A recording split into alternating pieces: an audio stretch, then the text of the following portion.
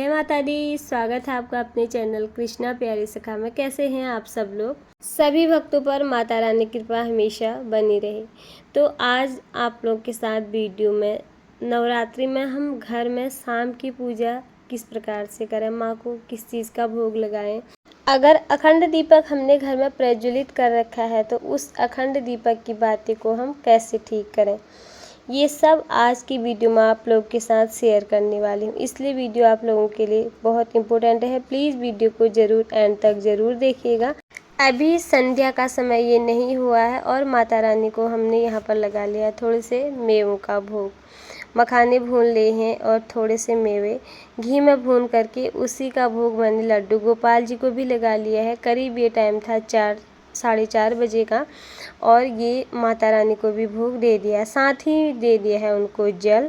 नवरात्र के दिनों में जो भी आप फलाहार बनाएं वो माता रानी को भोग जरूर लगाएं। अगर आप फलाहार करते हैं तो फलाहार भोग लगाएं। अगर आपने व्रत नहीं रख रखा है, ये सुबह शाम आप पूजा कर रहे हैं, तो आप जो भी अन्न खा रहे हैं शुद्ध और सात्विक तरीके से बनाया है वही माता रानी को भोग में आप लगा सकते हैं।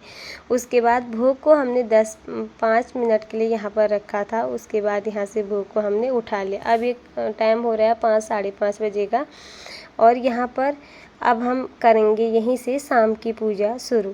तो अखंड दीपक की बाती को हमें ठीक करना है, वो तो हम कैसे करेंगे, बने रहे वीडियो के एंड तक। सबसे पहले हमने एक चिमटी ले ली है। ऐसी एक नई चिमटी आप ज़रूर लें, अगर आपके पास नहीं है तो लेकर आएँ। सबसे पहले हम अखंड दीपक की बाती से एक वैसे दीपक हम उसी से प्रज्वलित कर लेंगे। ये हमने अखंड दीपक को यहाँ पर खोल लिया है। ये कांच अगर गर्म हुआ तो आप एक कपड़ा ले लें, पर ये कांच गर्म नहीं था तो मैंने ऐसे ही निकाल लिया। अब यहाँ अखंड दीपक की बाती से माचिस की तिल्ली से हमें उसी में से अग्नि ले ली है, उसी से हमने दीप प्रज्वलित करना है। अलग से माचिस जला के हमने दीपक प्रज्वलित नहीं करना है, अग्नि हमने वहीं से लेनी है। तो बाती से बाती जलाई नहीं जाती है, इसलिए मैंने माचिस से अलग से दीपक यहाँ पर प्रज्वलित करके रख लिया है। ये दीपक हमने इसे प्रज्वलित करके रखना है कि अगर हमारा ये अखंड बाती को ठीक करने में कभी भी हमारी बाती शांत हो जाए तो हमारा ये दीपक फिर बुझा हुआ नहीं माना जाएगा, हमारी अखंड ज्योत अखंडित नहीं रहेगी। चिमटी की सहायता से हमें धीरे धीरे जो भी उनमें वो फूल जैसा बना है हमें उसे निकाल लेना है।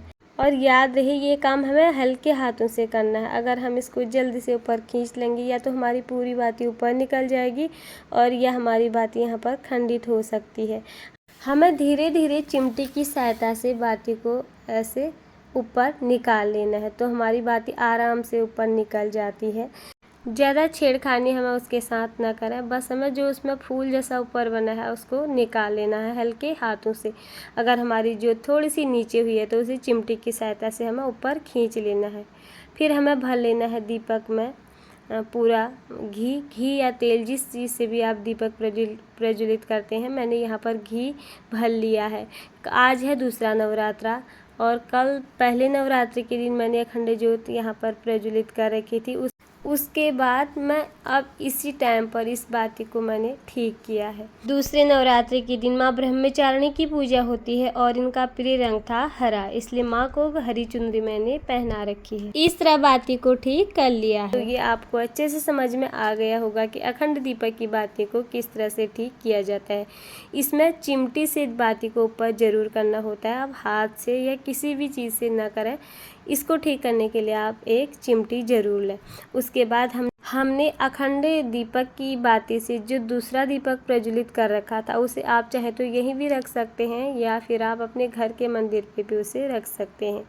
वो दीपक हमने यहाँ से उठा लिया है, घर के मंदिर पे रख लिया है। अखंड दीपक तो हमारा माता के आगे दिन रात प्रज्वलित हो ही रखा है। उसके बाद हमने यहाँ पर धूप प्रज्वलित कर लिया है। ये संध्या का समय है और शाम की पूजा भी मेरी हो रही है। साथ ही मैंने धूप बत्ती भी यहाँ पर प्रज्वलित करके रख ली है माता रानी के सामने।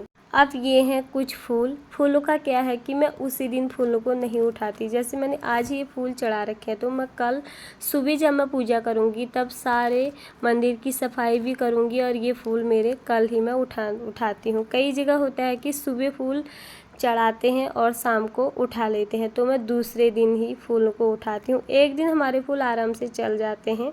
एक दिन के बाद पूजा में उस बासी फूलों का प्रयोग फिर नहीं किया जाता है। और जो माता रानी को हमने फूलों की माला बनाई है वो भी मैं दूसरे दिन ही उतारती हूँ। कल दूसरी माला बनाकर फिर मैं उनको दूसरी माला पहनाऊँगी। उसके बाद घर के मंदिर पे भी मैंने दीपक प्रज्वलित कर लिया है और धूप बत्ती भी प्रज्वलित कर ली है। शाम की बड़ी सरल विधि से मैं पूजा करती हूँ नवरात्रों में। तो यहाँ पर मेरे लड्डू गोपाल जी हैं, शेरावाली माता की तस्वीर है और लक्ष्मी नारायण भगवान जी विराजमान है, साथ ही बजरंगबली। इन सब के आगे मैंने दीपक प्रज्वलित कर लिया और साथ ही धूप बत्ती भी प्रज्वलित कर ली है। उसके बाद मंदिर के फूलों को भी मैं दूसरे दिन ही उठाऊंगी, यानी कि कल सुबह।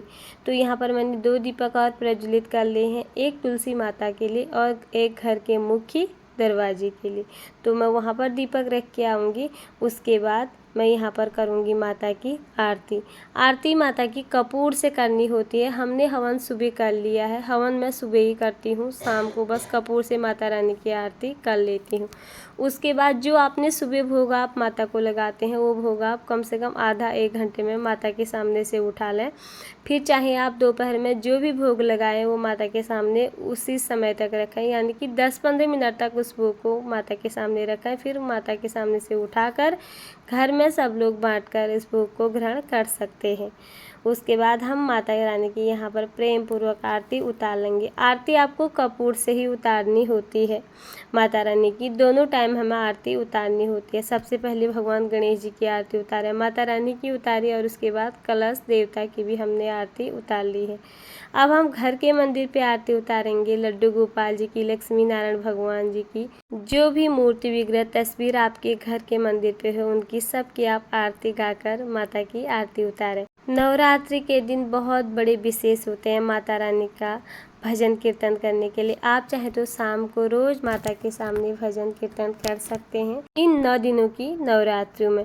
तो ये मेरी छोटी सी शाम संध्या पूजन था। नवरात्रों में शाम की पूजा मैं किस प्रकार से करती हूँ, कैसे अखंड दीपक को मैंने ठीक किया और किस प्रकार से माँ को भोग लगाती हूँ। उम्मीद करती हूँ आप लोगों को वीडियो अच्छे से समझ में आई होगी और आपको ये मेरी वीडियो पसंद आई होगी। अगर आपको वीडियो थोड़ी बहुत भी अच्छी लगी, आपको थोड़ी बहुत भी मेरी वीडियो पसंद आए तो प्लीज़ वीडियो को लाइक, चैनल को सब्सक्राइब ज़रूर कर देना। जय माता दी।